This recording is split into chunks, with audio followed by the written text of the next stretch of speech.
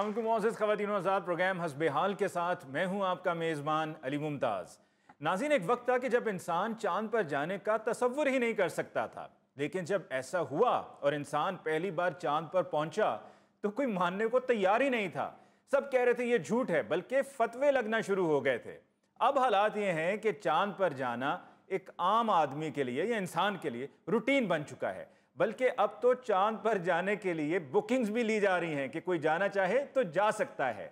आज के प्रोग्राम में आपको चांद की सैर कराते हैं।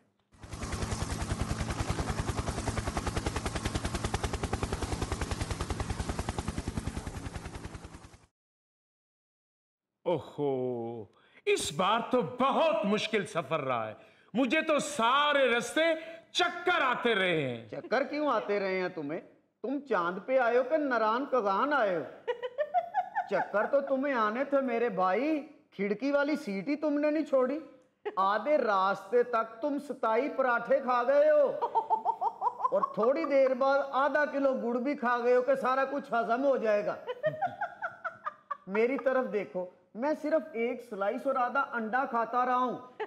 तो घर तुम कौन सा नान और निहारी खाते हो?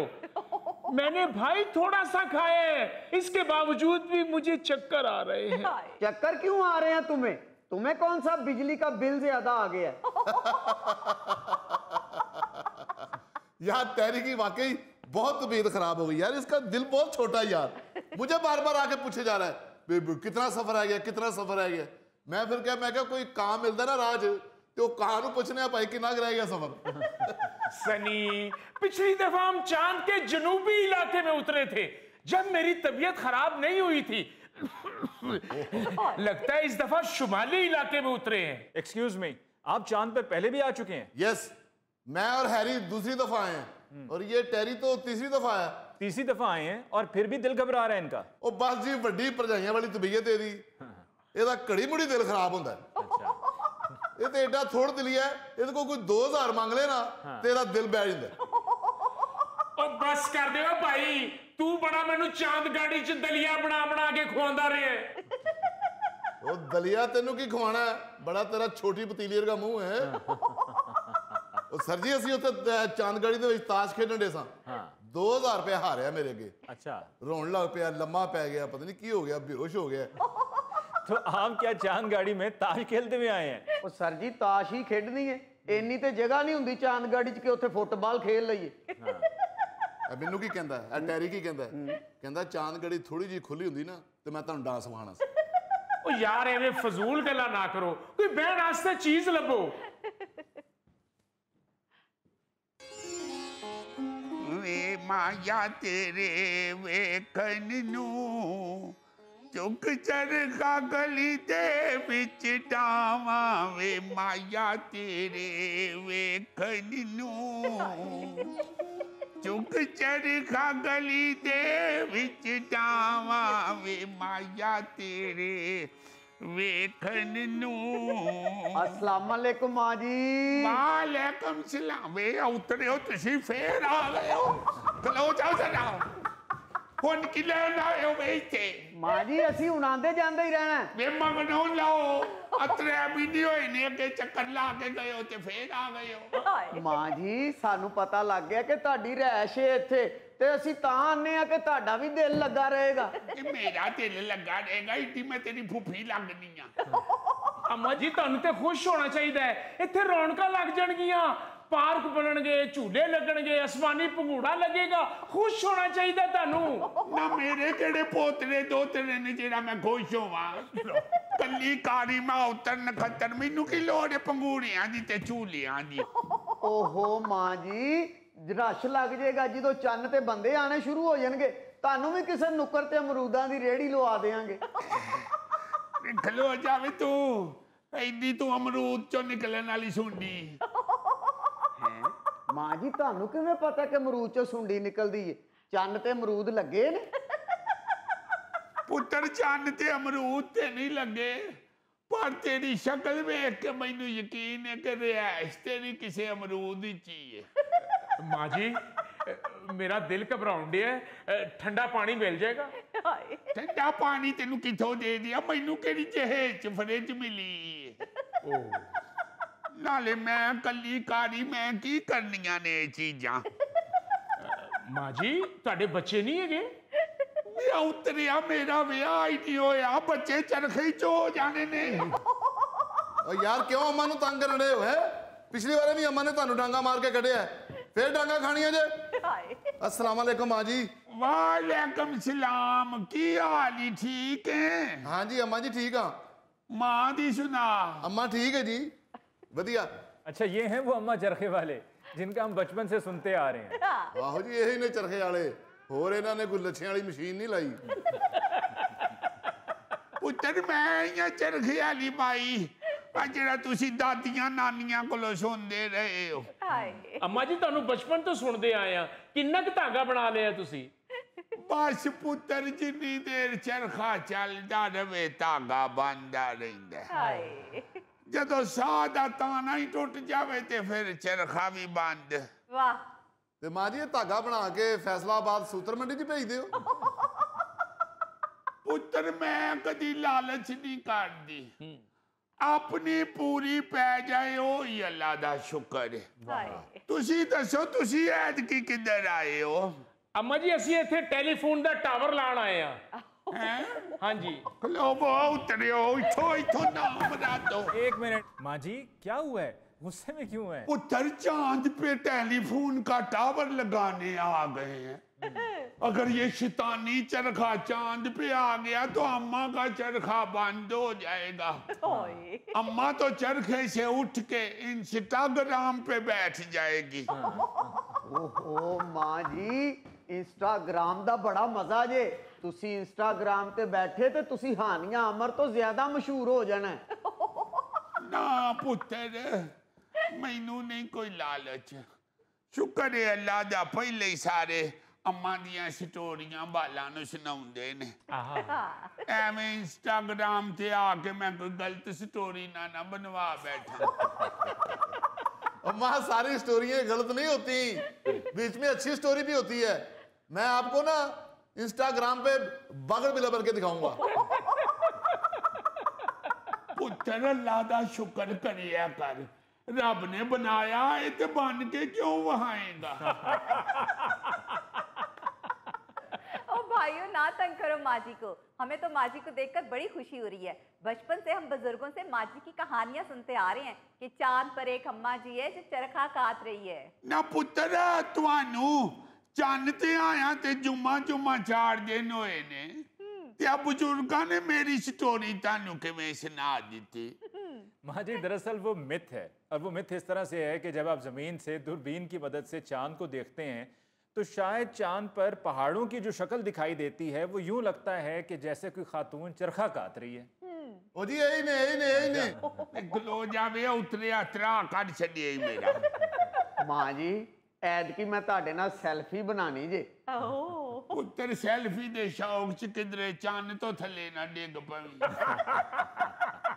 ते दूजी गल ए वे मैं कदी ना मैरम नाल फोटो नहीं खिचाई माँ जी असी ताड़े पुत्तर हाँ असी ताड़े नाल जेड़ी फोटो खिंच के खड़नी है थले जाके लोकां नूं वहावांगे जेड़े लोग मुरीख ते रैशी कलोनी बना रहे ना ताड़ी फोटो वेख के शायद चन्न ते भी रैशी प्लाट बना लैन खबरदार इत्थे किसी ने रिहायशी मनसूबा बनाया थे उतरे हो जेड़ा गंद थले पाया जे हुण चन्न ते भी पाना जे पता लगे नेरी चली है तो चन्न तो छापर उड उड के थले डिगण डे अम्मा जी घबराओ ना इन्हें कितों चन्न ते या मरीख ते मकान बनाना है ये मरीद के मकान नहीं बना सकिया ना इन्हें क्यों नहीं बनाया हले तक कार ये तू निके परिंदियां ने घोंसले बना लेने ते इनू की तकलीफ है मैं क्या भाई जी इथे कोई खान पीने वाला होटल नहीं हैगा ये कौन ने असी ते चांदगढ़ी ते बह के आए हैं ये तो मैंने लगता कोई लारी दियां सवारियां ने ओ घबराओ ना ਅਸੀਂ ਵੀ ਤੁਹਾਡੇ ਭਰਾ ਹੀ ਆ बैठो बैठो वो तुसी है कौन हो और चंद ते किस तरह पहुंच गए हो ओ यार पहुंचना किस तरह सी सानू एजेंट छड़ गया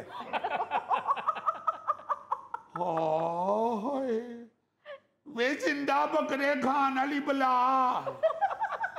ਇਹ ਕਿਹੜਾ ਏਜੰਟ ਤੈਨੂੰ ਇੱਥੇ ਛੱਡ ਗਿਆ ਏ?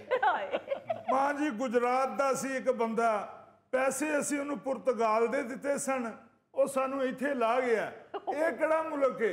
ਉਹ ਭਾਈ ਜੀ ਇਹ ਮੁਲਕ ਨਹੀਂ, ਇਹ ਚੰਨ ਏ। ਤੇ ਹਰ ਮੁਲਕ ਚੋਂ ਨਜ਼ਰ ਆਉਂਦਾ ਹੀ। ਆ ਵੇਖੋ ਨਾ ਜਰਾ ਕੀ ਕਰਨ ਦੇ ਨੇ ਇਨਸਾਨ। ਉਹਨਾਂ ਨੇ ਪੈਸੇ ਦਿੱਤੇ ਨੇ ਪੁਰਤਗਾਲ ਜਾਣ ਵਾਸਤੇ ਤੇ ਏਜੰਟ ਉਹਨਾਂ ਨੂੰ ਚੰਨ ਤੇ ਚਾੜ ਗਿਆ। ਉਹ ਭਾ ਜੇ ਤੈਨੂੰ ਕੋਈ ਪੁਰਤਗਾਲ ਦੀ ਨਿਸ਼ਾਨੀ ਯਾਦ ਹੈ ਤੇ ਸਾਨੂੰ ਦੱਸ, ਤੂੰ ਉੱਤੋਂ ਵੇਖ ਅਸੀਂ ਤੈਨੂੰ ਪਿੱਛੋਂ ਧੱਕਾ ਦਿੰਨੇ ਆ। यार पहले ही माड़े नाल धोखा हो गया, तो तुसी मजाक कर रहे हो यार। ਉਹ ਮਜ਼ਾਕ ਤੇ ਤੁਸੀਂ ਆਪਣਾ ਆਪ ਬਣਾਇਆ। ਤੁਹਾਨੂੰ ਕਿਹਨੇ ਕਿਹਾ ਏਜੰਟ ਨੂੰ ਪੈਸੇ ਦਿਓ? ਵੀਜ਼ਾ ਲੈ ਕੇ ਜਾਓ ਜਿੱਥੇ ਜਾਣਾ। ਇਹ ਸਾਡੇ ਵਾਲੇ ਵੇਖ, ਅਸੀਂ ਜਦੋਂ ਚੰਨ ਤੇ ਆਉਣਾ ਹੋਵੇ ਅੰਮਾ ਕੋ ਵੀਜ਼ਾ ਲੈ ਕੇ ਆਉਣੇ ਸੀ। ਇਹ ਚੰਨ ਦੇ ਵੀਜ਼ੇ ਅੰਮਾ ਹੁਣੀ ਲਾਉਂਦੇ ਨੇ। ਉਹ ਯਾਰ ਤੈਨੂੰ ਨਜ਼ਰ ਨਹੀਂ ਆਉਣ ਡਿਆ? ਅੰਮਾ ਹੋਰੀ ਆਪਣੇ ਸਾਹਮਣੇ ਵੀਜ਼ਾ ਲਾਉਣ वाली मशीन रख के बैठे ने। ओ भाई साहब, आप अच्छे भले आदमी लग रहे हैं, 9-4 की आपने माशाल्लाह मूछें रखी हुई हैं। क्या आपको नहीं पता है कि क्या हो रहा है? जिस तरह से लोग जाते हैं इन एजेंट्स के जरिए, डंकी लगाकर समंदर बुर्द हो जाते हैं, यहाँ पर घर वाले अलहदा परेशान अपनी जिंदगी से हाथ धो बैठते हैं, और आप हैं कि अब भी एजेंट के पीछे लगे हुए हैं। और नहीं बाबू जी, बंदा तो सियाना सी, एवें नहीं असी उन्हें पैसे दिते। ਸਿਆਣਾ ਤੇ ਉਹ ਇੰਨਾ ਸੀ ਪੁੱਤਰ ਕਿ ਤੁਹਾਡੇ ਕੋਲੋਂ ਪੈਸੇ ਵੀ ਲੈ ਗਿਆ ਤੇ ਚੰਨ ਵੀ ਚਾੜ ਗਿਆ। ਅੰਮਾ ਚੰਨ ਨਹੀਂ ਚਾੜ ਗਿਆ, ਉਹ ਇਹਨਾਂ ਨੂੰ ਚੰਨ ਤੇ ਚਾੜ ਗਿਆ। ਪੁੱਤਰ ਮੇਰੇ ਵੀ ਕਹਿਣ ਦਾ ਇਹੋ ਹੀ ਮਤਲਬ ਹੈ, ਬੜਾ ਤੇਰਾ ਪਹਿਲੀ ਤਰੀਕ ਦੇ ਚੰਨ ਵਰਗਾ ਮੂੰਹ। ਅੰਮਾ ਜੀ ਗੱਲਾਂ ਤੇ ਹੁੰਦੀਆਂ ਰਹਿਣਗੀਆਂ, 3 ਦਿਨ ਹੋ ਗਏ ਨੇ ਅਸੀਂ ਭੁੱਖੇ ਆ, ਸਾਨੂੰ ਕੋਈ ਰੋਟੀ ਤੇ ਖਵਾਓ। ਇਹ ਉਤਰਿਆ ਮੈਂ ਇੱਥੇ ਢਾਬਾ ਖੋਲ ਕੇ ਬੈਠੀ ਆ, ਮੇਰੇ ਕੋ ਤੇ ਚਰਖਾ ਹੀ ਹੈ ਖਾਜਾ ਕੈਚਪ ਲਾ ਕੇ। ਮੈਂ ਤੈਨੂੰ ਕੀ ਖਵਾਣਾ? ਉੱਠਦਾ ਆ ਇਹਨਾਂ ਦੀ ਚਾਂਦ ਗਾੜੀ ਦੇ ਪਿਛਲੇ ਪਾਸੇ ਏਡਾ ਏਡਾ ਪੱਥਰ ਪਏ ਆ, ਉਹ ਖਾਓ ਜਾ ਕੇ। ਉਹ ਪਹਿਲੇ ਮੈਨੂੰ ਇੱਕ ਗੱਲ ਤੇ ਦੱਸੋ, ਉਹ ਤੁਸੀਂ ਪੁਰਤਗਾਲ ਜਾਣ ਵਾਸਤੇ ਘਰੋਂ ਨਿਕਲੇ ਹੋ ਹੈ? ਉਹ ਸ਼ਕਲਾਂ ਤੁਹਾਡੀਆਂ ਜੇਲ੍ਹ ਤੋੜ ਕੇ ਭੱਜਣ ਵਾਲੇ ਕੈਦੀਆਂ ਵਰਗੀਆਂ ਨੇ, ਤੇ ਪੈਸੇ ਤੁਸੀਂ ਦੇ ਦਿੱਤੇ ਪੁਰਤਗਾਲ ਵਾਸਤੇ। ਚਲੋ ਇਹ ਭਾਈ ਸਾਹਿਬ ਜਿਹੜੇ ਢੇਰ ਲਾ ਕੇ ਇੱਥੇ ਬੈਠੇ ਨੇ, ਇਹਨਾਂ ਨੂੰ ਵੇਖ ਕੇ ਤਾਂ ਸਮਝ ਆਉਂਦੀ ਏ ਵੀ ਇਹਨਾਂ ਦੀ ਤਾਂ ਪਾਕਿਸਤਾਨ 'ਚ ਖੁਰਾਕ ਪੂਰੀ ਨਹੀਂ ਹੁੰਦੀ, ਇਹ ਪੁਰਤਗਾਲ ਜਾ ਰਹੇ ਨੇ। ਉਹ ਤੂੰ ਵੀ ਪੁਰਤਗਾਲ ਜਾ ਰਿਹਾ? ਉਹ ਤੂੰ ਕੀ ਲੈਣਾ ਪੁਰਤਗਾਲ 'ਚੋਂ? ਤੈਨੂੰ ਕੀ ਕਰਨਾ ਪੁਰਤਗਾਲ ਵਾਲਿਆਂ ਨੇ? ਨਾ ਤੇਰਾ ਕੋਈ ਖਰਚਾ ਰਹਿਣ ਵਾਸਤੇ, ਤੈਨੂੰ ਐਡਾ ਕੁ ਪਿੰਜਰਾ ਚਾਹੀਦਾ। ਰੋਟੀ ਖਾਣ ਵਾਸਤੇ ਤੈਨੂੰ ਦਿਹਾੜੀ 'ਚ 3 ਵਾਰਾਂ ਬਾਜਰਾ ਖਾਣਾ ਪੈਣਾ। ਕਨਵੇਂਸ ਦੀ ਵੀ ਤੈਨੂੰ ਕੋਈ ਲੋੜ ਨਹੀਂ, ਦਿੱਲੀ ਤੇ ਛਾਲ ਮਾਰ ਕੇ ਬਹਿ ਤੇ ਜਿੱਥੇ ਮਰਜ਼ੀ ਚਲਾ ਜਾ। यार जे साढ़े पिंड का चौधरी ने ਉਹਦੇ ਮੁੰਡੇ ਨੇ लैंड क्लोजर लीती है। अच्छा। ਤੇ ਮੇਰਾ ਵੀ ਦਿਲ ਕਰਦਾ मैं भी बाहर जावां ਤੇ पैसे इकट्ठे करके मैं भी अपने से लैंड क्लोजर लवां। ये ठीक बात है, ये मजाक नहीं है। बहुत से ऐसे सीधे साधे लोग इसी शौक के तहत चले जाते हैं, और बहुत से ऐसे भी हैं जिनकी मजबूरियां भी होती हैं। वो ये सोचते हैं कि जी यहाँ पर फलां के पास गाड़ी बहुत अच्छी है, तो हम वहाँ पर जाएंगे तो हम ऐसी गाड़ी खरीद लेंगे। घर किसी का देखते हैं, उससे इम्प्रेस होते हैं, ख्वाहिश होती है दिल में हमारे पास भी घर ऐसा हो। तो ये हकीकत से बहुत दूर होते हैं, और जब इनसे पूछा जाए कि वहाँ पर जाकर क्या करोगे, तो इनके पास जवाब देने को कुछ नहीं होता। बस कहते हैं एक बारी बस पहुंच जाइए, कुछ ना कुछ कर लवांगे। तो ये हालात हैं, और इन हालात के तहत ये वहां पर पहुंच जाते हैं, और इनकी मजबूरियों का, इनकी सादगी का लोग फायदा उठाते हैं। इधर आवे ना मैं बुलबुल दिया बच्चिया। बुलबुल का बच्चा खाता था खिचड़ी, पीता था पानी। बैठा कितने चले आए? अम्मा जी पुर्तगाल चले आ। ਇਹ ਤੈਨੂੰ ਨਾਂ ਕਿੰਨੇ ਸਿਖਾਇਆ? ਪੁੱਤਰ ਇਹ ਕਾਹਦੇ ਲਈ ਚੱਲੇ ਆ ਪੁਰਤਗਾਲ? ਆਪਣੀ ਸਿਹਤ ਵੇਖ, ਪੁਰਤਗਾਲ ਰਹਿਣ ਦੇ, ਨਾਨੀ ਦੇ ਘਰ ਜਾ। ਨਾਨੀ ਤੇਰੀ ਤੈਨੂੰ 4 ਦਿਨ ਦੇਸੀ ਘਿਓ ਖਵਾਵੇ, ਤੈਨੂੰ ਕਿਸੇ ਕੁੱਕੜ ਨਾਲ ਲੜਾਵੇ, ਤੇਰਾ ਕੋ ਪੁੱਤਰ ਪਿੰਡਾ ਪੁੰਗਰੇ। ਤੂੰ ਪੁਰਤਗਾਲ ਤੁਰ ਚੱਲੀ ਆਈ। खा पी इत्थे जान बना, पता ही नहीं लगता कोई इंसान दा बच्चा बैठा है।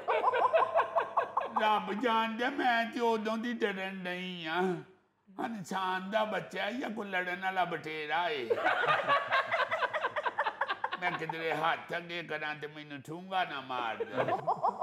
चलो मां जी, वो तो मासूम बाल है। वेखो जरा, एजेंट नूं पैसे दे के पुर्तगाल दे ਤੇ ਖੱਜਲ ਇੱਥੇ ਹੁੰਦੇ ਆ ਵੇ ਮੋਟਿਆ ਕਾਜ ਲਈ ਚੱਲੇ ਆ ਪੁੱਤਰ ਪੁਰਤਗਾਲ ਉਥੇ ਕਿੱਥੇ ਜਾ ਕੇ ਤੰਬੂਆਂ ਦੇ ਕਿੱਲੇ ਠੋਕਦਾ ਫਿਰੇਗਾ ਬਸ ਸ਼ਰੀਕਾ ਨੇ ਮਾਰ ਦਿੱਤਾ ਅੰਮਾ ਚਾਚੇ ਮੇਰੇ ਦੇ ਮੁੰਡੇ 2 ਬਾਹਰ ਹੁੰਦੇ ਨੇ ਸਾਡੇ ਸਾਹਮਣੇ ਉਹਨਾਂ ਨੇ 2 ਕਨਾਲ ਦੀ ਹਵੇਲੀ ਬਣਾਈ ਏ ਜਦੋਂ ਗਲੀ 'ਚ ਵੜਨੇ ਆ ਦਿਲ ਸੜਦਾ ਹੈ ਅੰਮਾ ਦਿਲ ਸੜਦਾ ਹੈ ਆ ਵੇਖੋ ਨਾ ਜਰਾ ਹਸਦ ਕਰ ਕਰਕੇ ਤੇ ਆਪਣੀਆਂ ਜ਼ਿੰਦਗੀਆਂ ਦੇ ਬੇੜੇ ਗੜਕ ਕੀਤੇ ਹਾਂਜੀ ਵੇ ਵਰਦੀ ਵਾਲਿਓ ਮੁੰਡਿਓ ਜੀ ਮਾਂ ਜੀ ਇਹ ਮੋਟੇ ਨੂੰ ਲੈ ਜਾਓ ਤੇ ਨੁੱਕਰ ਤੇ ਖਿਲਾਰ ਕੇ ਥੱਲੇ ਧੱਕਾ ਦੇ ਛੱਡੋ ਚੱਲ ਵੀ ਉੱਠ ਭਲਵਾਨ ਰਾ नाज़रीन इसके साथ ही लेते हैं ब्रेक, मिलते हैं ब्रेक के बाद।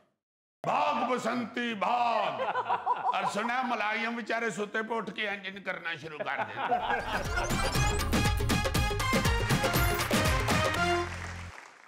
नाज़रीन पेशी खिदमत है हस्बे हाल का खबरनामा। नायरीन न्यूज चेन माउंट 009 तो आपकी खिदमत में हाजिर है।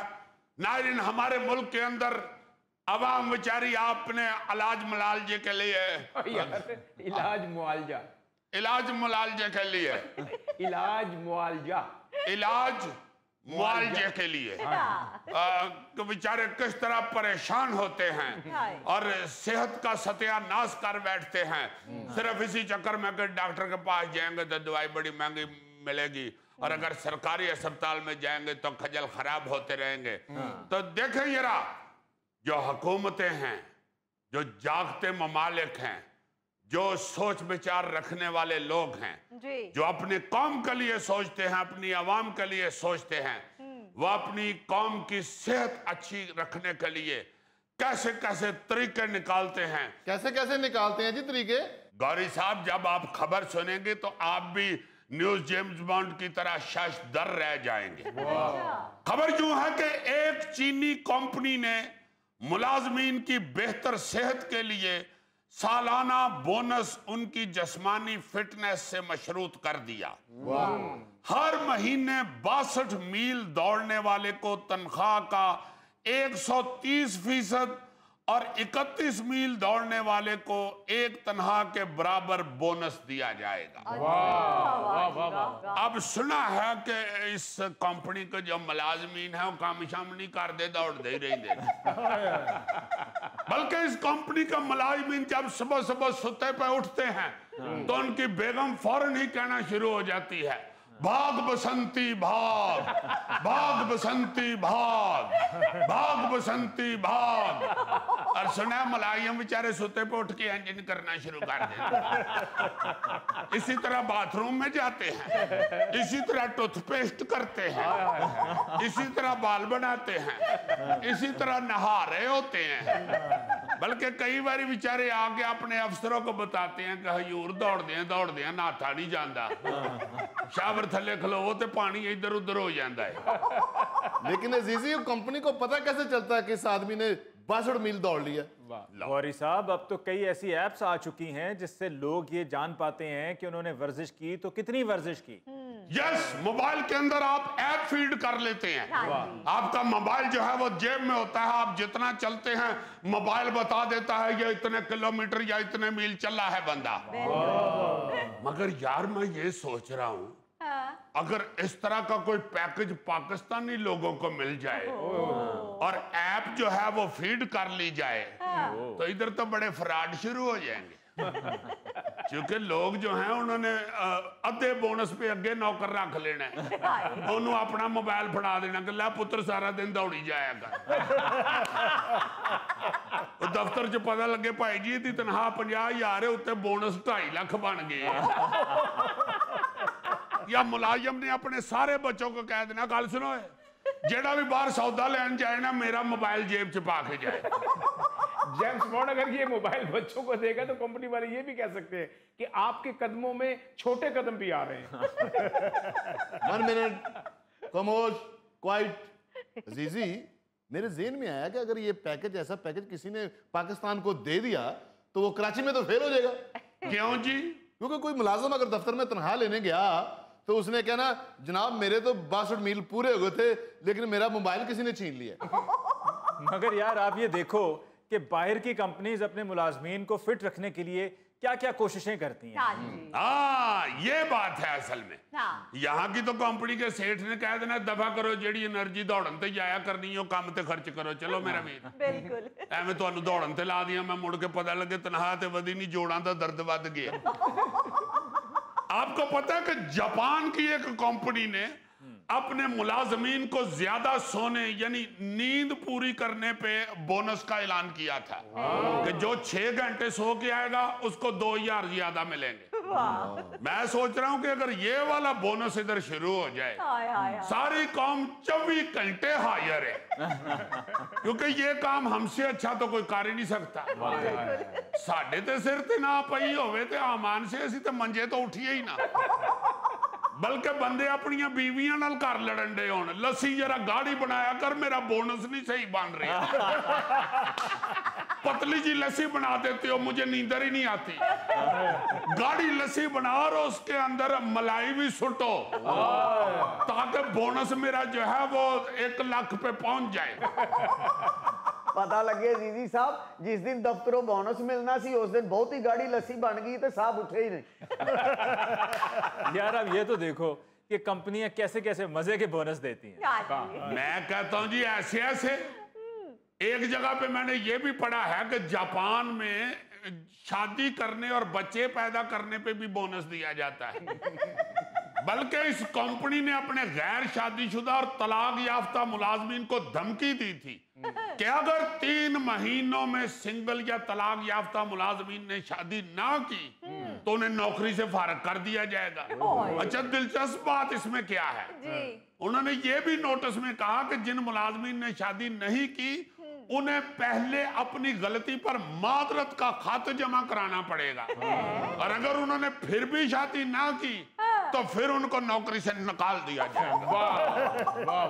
क्योंकि कंपनी को पता है कि काम करता ही शादीशुदा बंदा है, कुंवारे की तो आकड़ ही खत्म नहीं होती, शादीशुदा को घर से बेइज्जती कराने की प्रैक्टिस भी हो जाती है, इसलिए वो सही तरीके से जी जी करना सीख जाता है। जी सर, जी सर, जी सर, सर अभी आया आपसे बेहतर कौन जान सकता है सर? नहीं तेरा तो घर च ना हलाकू हाँ है। और अगर ये बच्चे पैदा करने वाला बोनस पाकिस्तान में शुरू हो जाए, मेरे मालका बोनस दियां भी उंजे ही लैना लगियां हुण जिवें बच्चियां दियां लैना लगियां। अमान से इस तरह का बोनस अल्लाह माफ करे अगर पाकिस्तान में आ गया ना तो हमें 5 साल बाद साडी आबादी चीन तो वध जानी। या तो बच्चों के नाम रखने ही लोगों ने छोड़ देने हैं, उन्होंने तो यही तारफ कराना है, ऐ मेरा 7वां बोनस है जी, ऐ मेरा 8वां बोनस है, ओ यार 9वां बोनस किधर गया है? जनाब 9वें बोनस ਨੂੰ बुखार चढ़िया सी, ए बैठा है। कई बेगमों ने अग के कहना था बस करो बोनस, हुण घर च सौन दी जगह नहीं हैगी। पहले ही 2 बोनस मंजी थले वड़ के सौंदे ने बेचारे। यार आप देखो कि ये जो फॉरेन कंपनियां हैं ये अपने मुलाजमीन की फिटनेस के लिए, उनको अच्छा रखने के लिए कैसे कैसे तरीके निकालते हैं। चीन की एक कंपनी ने क्या किया, क्या सर? उसने तो मुलाजमीन के सालाना बोनस को बाकायदा एक दिलचस्प मुकाबला या फेस्टिवल बना दिया है। अच्छा। हाँ जी, अभी इस कंपनी ने अपने मुलाजमीन के बोनस देने का क्या तरीका अपनाया है। जी जी। उन्होंने बोनस की जो सारी रकम थी ना जी जो मंजूर हुई, हाँ जी। वो थी कोई 1 करोड़ 10 लाख डॉलर, अच्छा। यानी 3 अरब 13 करोड़ रुपया। वो उन्होंने एक बड़े से मेज पे रख दिया। अच्छा। और ऑफर दी कि 15 मिनट में जो जितनी रकम गिन सकता है उतनी उठा ले और ले जाए। हाय हाय हाय।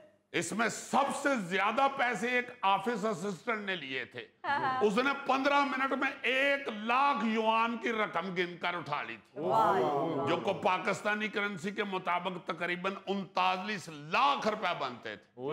जो तो लैके घर गया तो अब्बे ने उन्होंने बड़ा कुटिया होया, किते चुके नहीं होए। उस बेचारे ने अगो बड़ा कहा, अब्बा जी मैं गिन के ले आया वहां जनाब। उन्हें कहा तो ठीक है मगर चुके कि देनी। अब्बा जी उन्हें आप क्या ही चुक लो, मैं को आज जान के चुके ने। ਤੁਸੀਂ ਵੀ ਕਰ ਲਵੋ उस कंपनी च नौकरी, ਤੁਸੀਂ भी साल बाद चुक लवोगे। आप हैरान होंगे कि इसी कंपनी ने 2023 में $90 लाख यानी 2 अरब 56 करोड़ का बोनस दिया था। मगर इस दफा उन्होंने जरा थोड़ा सा बदला तकसीम को, तरीकाकार बदला।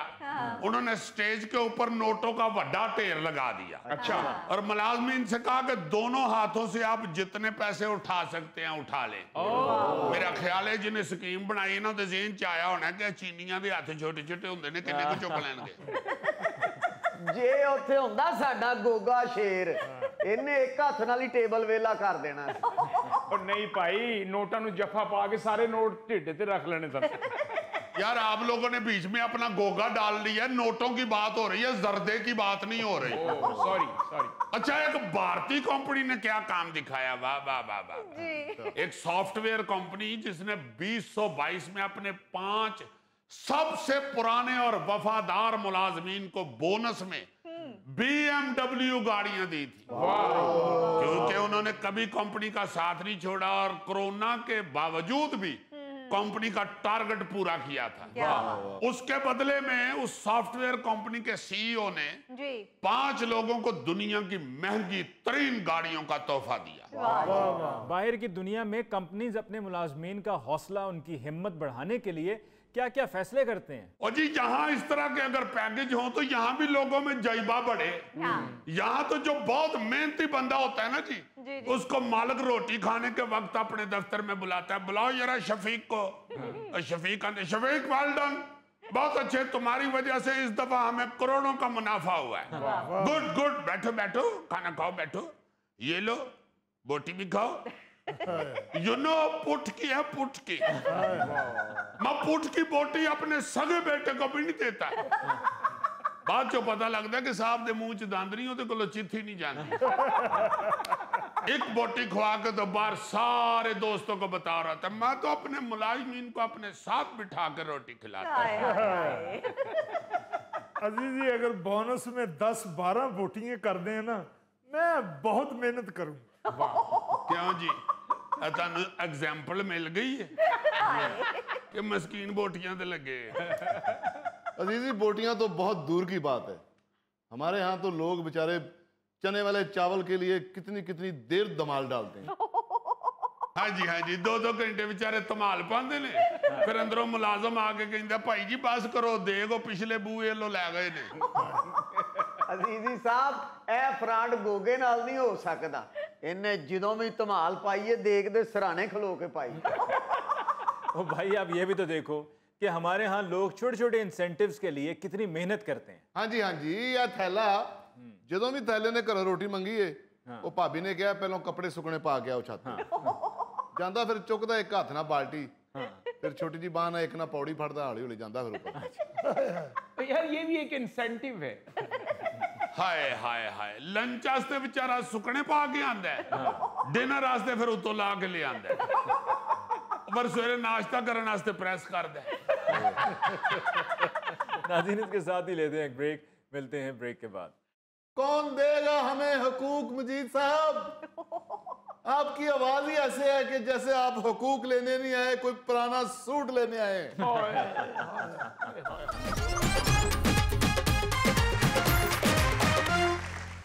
नाज़रीन, आजकल असातिज़ा और सूबाई वज़ीर तालीम पंजाब के दरमियान अनबन चल रही है, और इसकी असल वजह क्या है ये हम आज जानने की कोशिश करेंगे।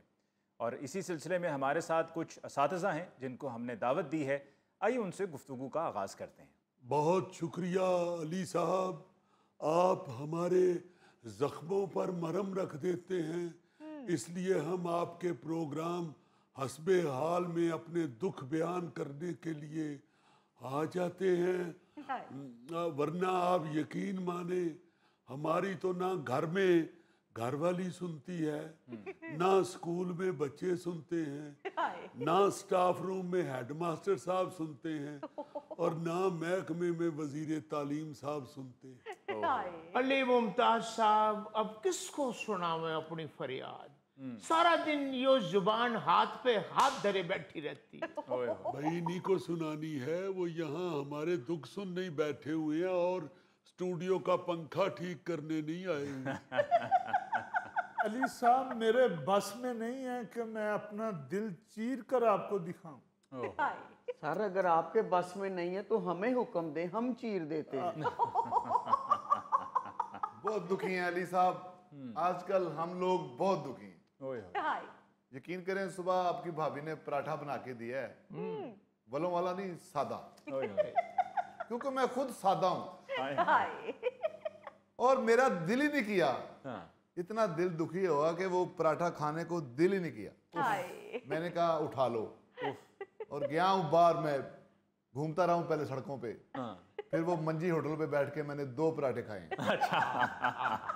अली मुमताज भाई, इतना जुल्म हो रहा है कि बच्चों को पढ़ाने को जी नहीं चाह रहा।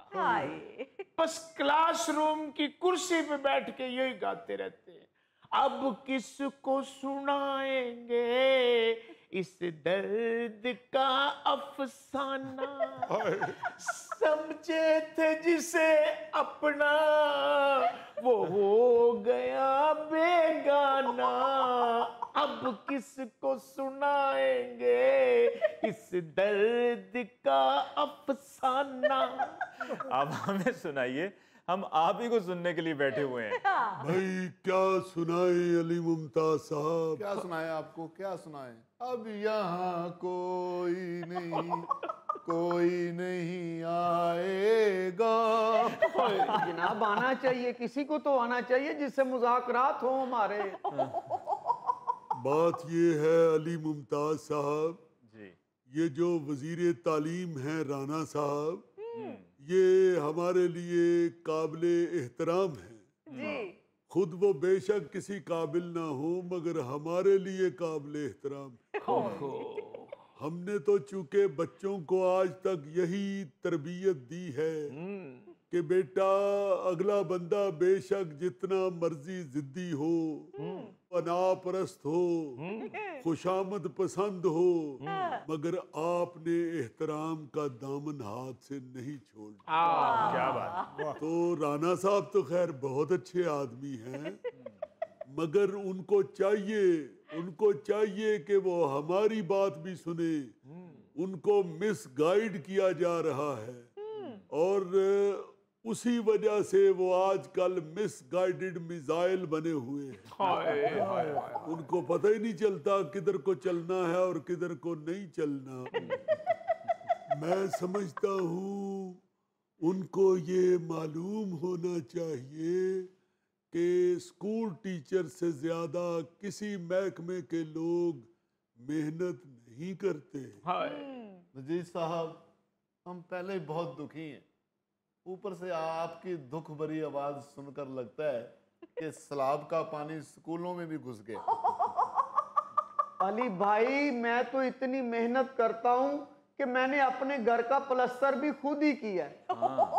और भाई मैं तो पार्ट टाइम मिठाई वाले की कढ़ाई भी साफ करता हूँ। अच्छा, इससे ज्यादा मेहनत और क्या हो सकती है कि मिठाई कोई खाए और कढ़ाई कोई साफ करे।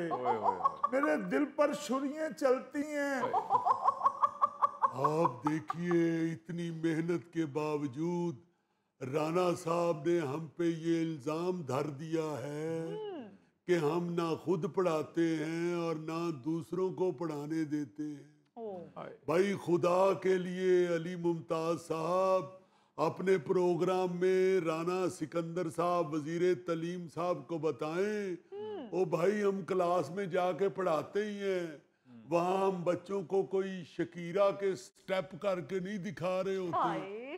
सर अब ये सब जानते हैं कि सरकारी स्कूलों के कई ऐसे टीचर हैं जो पढ़ाने के लिए स्कूलों में जाते नहीं पर तनख्वाह लेने के लिए पहुंच जाते हैं।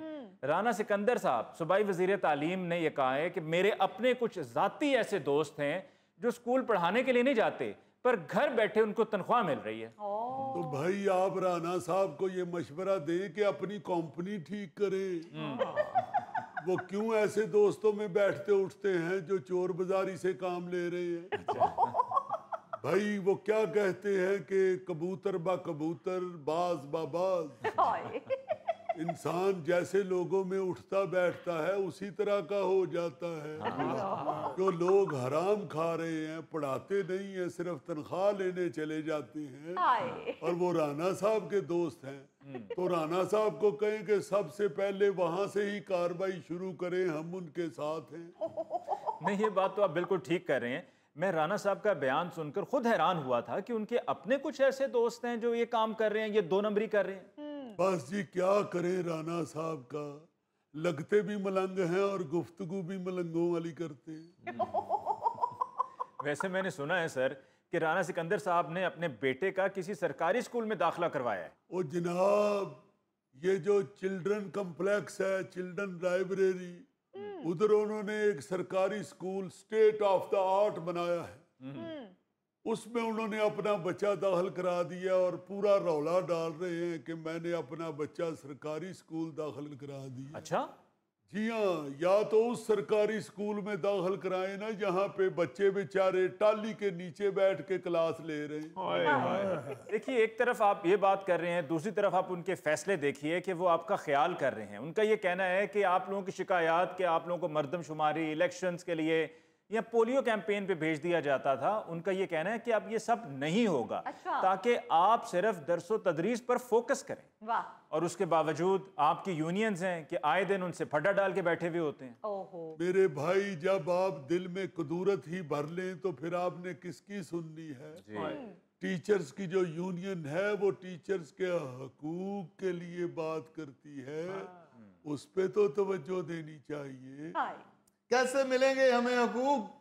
कौन देगा हमें हकूक? मजीद साहब, आपकी आवाज ही ऐसे है कि जैसे आप हकूक लेने नहीं आए, कोई पुराना सूट लेने आए।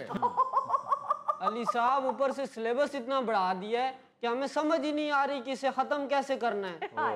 मैंने तो सिलेबस खत्म करने का आसान सा कुलिया बच्चों को बता दिया है कि भी जितने सफ़े बाकी रह गए हैं उसको फाड़ के फेंक दो, सिलेबस खत्म।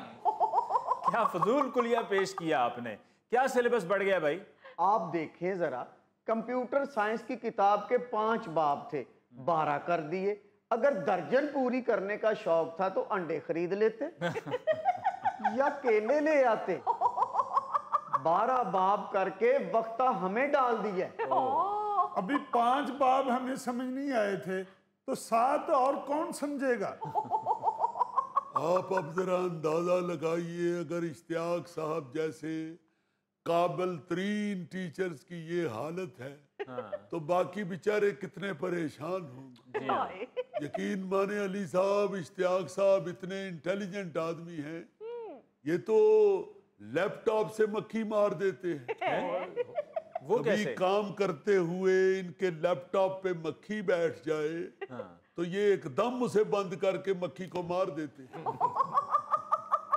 और लैपटॉप दोबारा खोलने से पहले कान के पास करके सुनते हैं। अगर उसमें से की आवाज आ रही हो तो समझ जाते हैं कि मक्खी अभी जिंदा है। नहीं जी, बहुत मेहनती हैं इश्ताक साहब, तो बहुत मेहनती। खाना जो बच्चे स्कूल लेके आते हैं जी, अगर उनका खाना बच जाए, चाहे 8 बच्चों का बच जाए, 10 बच्चों का बच जाए, इतने मेहनती हैं, सारा खा जाते हैं। नहीं जी, बच्चों को बाकायदा तरबियत देते हैं कि बेटा खाना जो होता है, रिस्क जो होता है, ये जाया नहीं करते। अगर बच जाए तो डस्टबिन में मत फेंको, यहाँ फेंक दो। फजूल बातें छोड़ें, कम टू द पॉइंट। किसी टीचर की ट्रांसफर होने लगे तो आप लोगों को एतराज होता है। देखिए, बात ये है कि अगर ट्रांसफर जो है वो इंतजामी मामलात की वजह से हो रही है तो जरूर हो, इंतकामी कार्रवाई के तौर पे ना करें। बात ये है कि अगर आपके पास टीचर कोई सरप्लस है, नहीं आपको चाहिए, तो आप उसकी किसी दूसरे स्कूल में ट्रांसफर कर सकते हैं। इंतकामी कार्रवाई के तौर पे आप ना ट्रांसफर करें। वाह वाह, क्या आवाज है मजीद साहब आपकी, क्या आवाज है। बहुत ज्यादा नींद आई हो ना तो फिर ऐसी आवाज में बंदा कहता है ओके गुड नाइट। ऐसी बात नहीं है, टीचर कभी नहीं सोता। टीचर हमेशा जागता रहता है। टीचर बिस्तर पर आंखें बंद करके भी अपनी अगली नस्ल के लिए सोच रहा होता है, अपने बच्चों के लिए सोच रहा होता है, अपनी कौम की तालीम के लिए सोच रहा होता है। मजीद साहब, काश के आपके ये सारे दावे पूरे हो सकें। देखें अली मुमताज साहब, ये सिर्फ दावे नहीं है, ये हकीकत है। हम हर वक्त हर काम के लिए तैयार हैं, तालीम और तरबियत के लिए तैयार हैं, पोलियो के कतरे पिलाने के लिए तैयार हैं, हम इलेक्शनों पे ड्यूटी देने के लिए तैयार हैं, हम मर्दमशुमारी के लिए तैयार हैं, हम बारिशों का पानी निकालने के लिए तैयार हैं, हम गटरों और नालियों में फंसे हुए शापर निकालने के लिए तैयार हैं, हम पेट्रोल महंगा बर्दाश्त करने के लिए तैयार हैं, हम हर वक्त सिर्फ सुथरे पंजाब के लिए ही नहीं, डूबते पंजाब के लिए भी तैयार हैं। हर हंगामी हालात के लिए पूरी कौम तैयार है। वाह, जय भुट्टो। नाज़रीन, इसके साथ ही लेते हैं एक और ब्रेक। मिलते हैं ब्रेक के बाद। अजीजी साहब, हमारे मोहल्ले में इतना पानी खड़ा है, मैं तो एक तरखान को कश्ती का ऑर्डर दे दिया था। गोगे, कश्ती तो तुम्हें सूट नहीं करती, तुम बैरी बेड़ा बनवाओ।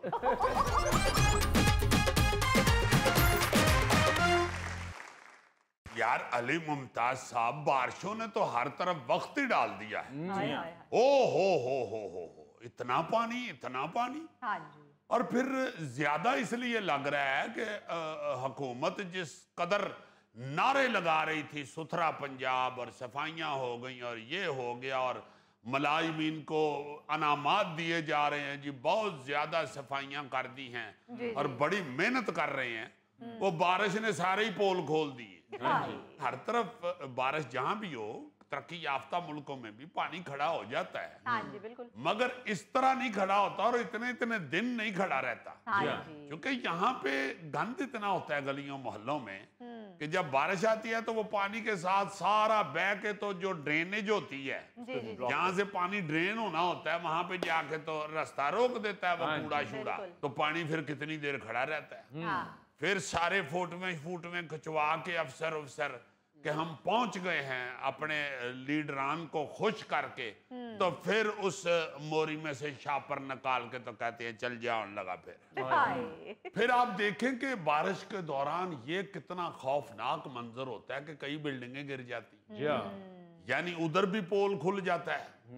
हुकूमत का हुक्मरान जो है वो इतना भी नहीं सोचते कि भाई जो इतनी ही बोसीदा और कमजोर इमारतें हैं उनको पहले ही गिराया जाए, उनका कोई बंदोबस्त किया जाए। सही है। हम नुकसान होने का इंतजार कर रहे होते हैं, जाने खुदा ना खास्ता जाया होने का इंतजार कर रहे होते हैं। कई ऐसी खबरें आपको सुनने को मिलती हैं कि हमारा डिग पई, बिल्डिंग डिग पई, बंदे इन्हें थले आके मर गए। यार खुदा के वास्ते, ये तो रूटीन में होना चाहिए, ये तो बाकायदा रूटीन वर्क होना चाहिए हुक्मरानों का और महकमों का, कि जो बिल्डिंगें नहीं इस काबिल रही कि वो खड़ी रह सके, उन्होंने कहो पहले ही कि लम्मियां पै जाओ, जरूर बारिश ही आके उन्होंने थले सुटे। बड़ी खतरनाक सूरत हाल है शहरों में। मैं तो हैरान हो गया हूं, बल्कि बड़ा दुख होता है कि हमसे अभी तक इतना भी नहीं हो सका। चलो बाहर के मुल्कों में भी बारिशें होती हैं, पानी खड़ा होता है, सारा कुछ होता है, ऐसे नुकसानात बहुत कम सुनने को मिलते हैं। इस तरह के नुकसानात बिल्कुल सही है। जो वक्त से पहले करने वाले काम हैं वो लोग कर लेते हैं। वो पानी खड़ा हो गया, चले रास्ता जो है वो दुश्वार हो गया लोगों का, ये इतना तो हो गया। नुकसानात जिस तरह हो रहे हैं वो बहुत सख्त खतरनाक होते हैं हमारे यहाँ और बड़े दुख दे जाते हैं। दरअसल हमारे यहाँ सबसे बड़ा मसला ये है कि हुकूमतें आती हैं और वो कोशिश ये करती हैं कि अगर हमने ज़रा सा भी कहीं पे कुछ काम किया है तो उसकी तशहीर इस तरह से हो कि जिस तरह लगे कि हमने दुनिया फतह कर ली है और हमने नया से नया रिकॉर्ड कायम कर दिया है। और फिर लोगों से तारीफ़ें सुनने के लिए तरस रहे होते हैं कि कोई तारीफ़ कर दे और कह दे कि जी वाह वाह देखें क्या कमाल आपने काम किया है, जबकि अमलन ऑन ग्राउंड सूरत हाल मुख्तलिफ होती है। और होना भी ये चाहिए कि पहले देखा जाए कि हमने जो काम किया है उसका नतीजा क्या निकलता है। हम फौरी तौर पर उस नतीजे को अपने साथ जोड़ लेते हैं कि ये हमारा किया हुआ है, और बाद में पता चलता है कि जिसके लिए आप इतने झंडे कामयाबी के गाड़ रहे थे उसने आपकी नेकनामी की बजाय आपकी बदनामी कर दी। अजीजी साहब, हमारे मोहल्ले में इतना पानी खड़ा है, मैं तो एक तरखान को कश्ती का ऑर्डर दे दिया था। गोगे कश्ती तो तुम्हें सूट नहीं करती, तुम बैरी बेड़ा बनवाओ। गौरी साहब, मैंने अकेले ने घर से निकलना है, कोई सवारियां नहीं विच बिठाउंदे होना। अली साहब, हमारे मोहल्ले में भी बड़ा पानी खड़ा हुआ है। अच्छा, तुम तनखान को ऑर्डर ना देना, घर में ही कागज की कश्ती बना देना। यार सिर्फ लाहौर में नहीं, आप रावलपिंडी इस्लामाबाद की कल की खबर देख लें, जो वहां पर पानी ने तबाही मचाई है। रावलपिंडी इस्लामाबाद में 220 मिलीमीटर बारिश रिकॉर्ड हुई, और उसकी वजह से गलियां, सड़कें, घर, हर तरफ एक ही सा मंजर नजर आ रहा था कि जैसा कि हर तरफ नहरें बह रही हैं या यहाँ पर दरिया बह रहा है। और उसके बाद फिर हंगामी सूरत हाल के पेश नजर सायरन तक बजाए गए हैं और लोगों को कह दिया गया है कि अपने आप को महफूज मकाम पर रखें, हत्ता कि फौज तक तलब करने का फैसला कर लिया गया। यार चकवाल में क्लाउड बरस्ट होने की वजह से 400 मिलीमीटर से भी ज्यादा बारिश हुई है। Oh my God. वहां एक छोटा डैम भी टूट गया, जिसकी वजह से खानपुर बाजार में 4 फुट तक पानी जमा हो गया। जबकि चुआ सैदन शाह में वाकया तारीखी कटास राज मंदिर जो है उसमें भी बारिश का पानी दाखिल हो गया। पंजाब में तो 24 घंटों में 63 लोगों की जानें चली गई हैं। 63 लोग, आप अंदाजा लगाएं जरा। 300 से ज्यादा जख्मी हो गए हैं, 300 से ज्यादा। सिंध के जिन इलाकों में बारिशें हुई हैं, खासतौर पर सिंध के दूसरे बड़े शहर हैदराबाद में बारिश का पानी अभी तक मौजूद है। खैबर पख्तूनख्वा के हालात चंद दिन पहले हम बता चुके हैं। हाँ जी, हाँ जी सर। मेरे बात करने का मकसद ये है कि ये पहली बार तो नहीं हो रही बारिश। बिल्कुल, ये बारिशें बहुत होती रहती हैं। हाँ जी। और बेशुमार ममालिक में तो रोजाना बारिश होती है। सही बात है सर। कई ऐसे ममालिक हैं, ये श्रीलंका के हवाले से हम पहले भी बात कर हाँ चुके हैं, जी। तकरीबन रोज बारिश होती है। जी। कनाडा में रोजाना बारिशें होती हैं, क्योंकि वहां पे प्लानिंग है और पहले ही बंदोबस्त, बल्कि मुस्तकिल बंदोबस्त किया गया। हाँ जी। यहाँ पे जब बारिशें होती हैं उस वक्त निकलते हैं 2-3 महकमे, डिप्टी कमिश्नर, कमिश्नर, पानी में घुस के वो एक फोटो खिंचाने का रिवाज भी पड़ा हुआ है। हाँ जी। और उसे बड़ी बात समझा जाता है। बिल्कुल। तो बस वही 4, 5, 6, 7 दिन हाला लाला रौला रूला फोटवें शोटवें कचा कचू के तो चलो जाओ, और तू ही जानो ते अगले साल दी बारिश जाने। हाँ। यार देखो, पूरी दुनिया में बारिशें होती हैं, लेकिन वहां पर काम भी साथ में हो रहा होता है, क्योंकि वो कौमें सिर्फ बातें या खोखले नारे नहीं लगाती, काम करके दिखाती हैं। जी जी, खास तौर पर इतने दावे करने के बाद पंजाब हुकूमत की जो हालत हुई है इन बारिशों में, हाय हाय। मैं तो पंजाब हुकूमत को यह तजवीज दूंगा कि साफ सुथरा पंजाब के साथ साथ एक सूखता पंजाब के नाम से भी अदारा बनाए। अब खुद सोचे ना जरा, जी जी। इतनी बारिश और नुकसान के बाद वजीर हाउसिंग बैठ के बता रहे हैं कि वजीर आला के विजन की वजह से वासा लाहौर ने 2.5 करोड़ गैलन पानी जेरे जमीन तालाबों या कुओं में महफूज कर लिया। भाई जी, इस लैन दे नाल ये भी दसो ना कि किन्ने बंदे फौत हो गए ने, किन्ने बंदे जख्मी हो गए ने, किन्नियां बिल्डिंगां डिग पईयां ने, ये भी तो साथ बताएं। हाँ जी। नहीं, सारी काबीना कह रही है वाह वाह वाह वाह वाह वाह, क्या कहने, इतना ज्यादा पानी महफूज कर लिया। लेकिन उन्हें ये नहीं पता कि वासा एक दिन में कितना पानी जमीन से निकालता है। वासा की वेबसाइट के मुताबिक सिर्फ वासा लाहौर में रोजाना 329 मिलियन गैलन यानी 1.5 अरब लीटर पानी जमीन से निकाला जा रहा है, या वासा निकाल सकता है। महीने और साल का अंदाजा लगा लें आगे आप। वैसे तो Pakistan council of research in water resources की जो वेबसाइट है उसके मुताबिक तो लाहौर शहर में सरकारी और निजी ट्यूबवेल जो हैं वो जमीन से रोजाना तकरीबन 4 अरब लीटर पानी निकाल रहे हैं, जिससे जेरे जमीन पानी की सालाना सतह औसतन 3.5 फुट कम हो जाती है। अब देखें ना, इस हिसाब से अंदाजा लगाएं कि हम कहां खड़े हैं। हाँ जी बिल्कुल। भाई इस बारिश में अरबों लीटर पानी को जाया होने से नहीं बचाया जा सका। दूसरी तरफ देखें तो 2019 की दुनिया अखबार की एक रिपोर्ट में बताया गया था जी जी कि 2025 में लाहौर में जेरे जमीन पानी की सतह 150 फुट से भी नीचे चली जाएगी। और आज देख लो, खारा पानी 150 से 200 फुट और मीठा पानी यानी जो पीने वाला पानी है, पीने के काबिल है, हाँ जी। उसे निकालने के लिए 800 फुट गहरा बोर करवाना पड़ता है। पिट पिट के मर गए हैं कि खुदा के लिए पानी चूस कुएं बनवा लो। ऐसे कुएं बनवाओ जो पानी वापस चूसे। भाई जमीन का पानी जमीन को वापस दोगे तो तुम्हारे लिए महफूज रहेगा। हाँ जी बिल्कुल सही। वरना समुद्र में जाके समुद्र हो जाएगा। हाँ। उसका तो फिर फायदा नहीं है। जब पूरी दुनिया में जेरे जमीन पानी की सतह को बरकरार रखने के लिए ये तरीके कारआमद हैं। जी, और लोग ये तरीके अपनाते हैं। सही। उन्होंने ये सारे सिस्टम बना रखे। हाँ जी।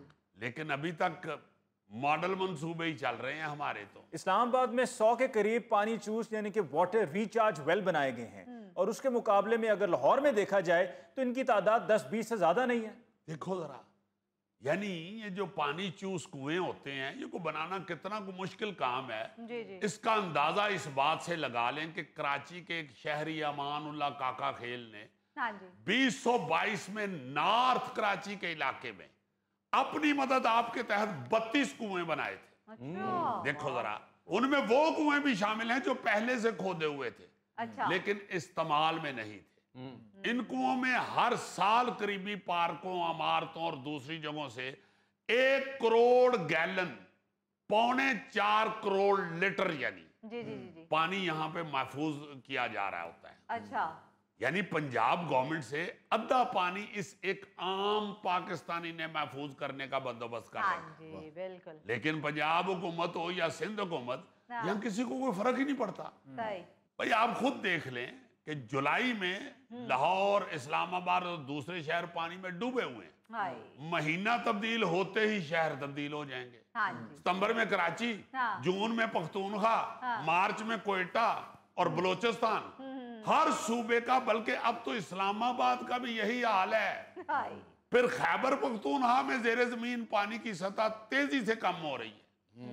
वजीर आला अली अमीन गंडापुर के जिला DI खान में गुज़श्ता 10 साल के दौरान जेरे जमीन पानी की सतह 8 फुट तक गिरी है।